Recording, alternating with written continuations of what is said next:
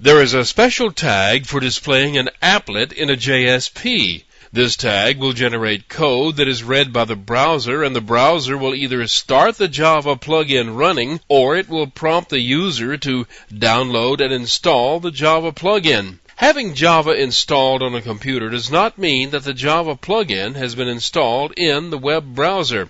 Here's the JSP page that does that.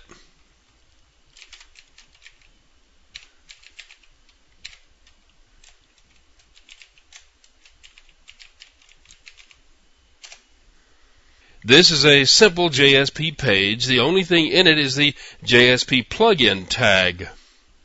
This is a general purpose plugin tag that can be used to start any of your plugin programs running. In this case, the plugin to be started running is the Java Applet plugin. This is the name of the Applet class file to be run. It's a member of the application, so it's stored in the WAR file for deployment.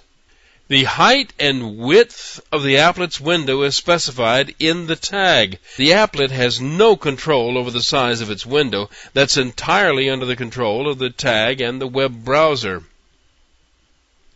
You can put the applet class in any directory you want inside the application, but you must specify the full path of its location. This is part of the Java security. A Java applet can read and write files directly, but only to and from the server.